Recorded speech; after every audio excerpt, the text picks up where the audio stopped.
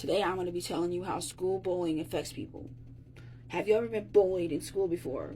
I know that I have been bullied in school before. I was bullied starting in second grade when I just moved to live with my dad and my grandma along with my brother at the time. This meant a new school district, new people, and new surroundings, and I remember being 7 or 8 at the time, so I really could not understand what was happening or why it was happening. I started that school year and had some friends for about the first 2 weeks of school, and then they were gone.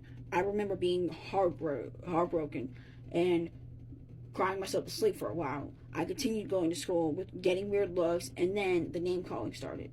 I was called many names that I realized were based on my medical record, and I thought, well, I did not go around telling people my medical record, so how do they know about it? It was my little brother who started talking about my eyesight problems and why I have to wear hearing aids. The teachers and counselors and administration did not do anything to really stop it. They mainly blamed me, even though I was trying to stick up and defend myself against those people that bullied me. At parent-teacher conferences, when my dad would go in there and bring up the fact that I was being bullied, they continued to blame me and say, oh, well, she does not get along with them. It is not that I don't get along with them. It was the fact that I was defending myself, and the bullies did not like it. So they would report and twist what happened and what I said just to get me in trouble with disrespectful conduct of speech. When I would try to tell a teacher or administrator what happened, they would brush me off and say they did not believe me. This was just the beginning of many long and hard years at school that I had to deal with bullying, and where I basically felt like no one was on my side.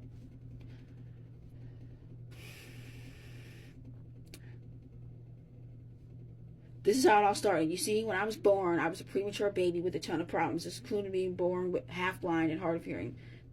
These were what stemmed from something called a chromosome disorder. A chromosome disorder is basically where there is something abnormally wrong with your chromosome, and such as part of it missing. That was my case. I was missing part of chromosomes 5 and 6. This chromosome disorder that I have is called 6q deletion chromosome disorder. It affects my hearing and eyesight problems. What came off of it is another thing that I have, which is why I'm half blind. This is called ONH, or optic nerve hypoplasia.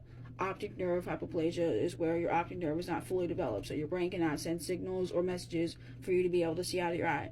There is nothing they could do besides remove your eyeball, and I had that surgery when I was 3 years old. They took my eye out and put an implant in there, and I have a prosthetic left eye, which goes over it. I go to an oculist once a year to get it added onto, and get a new one based on my growth yearly physically.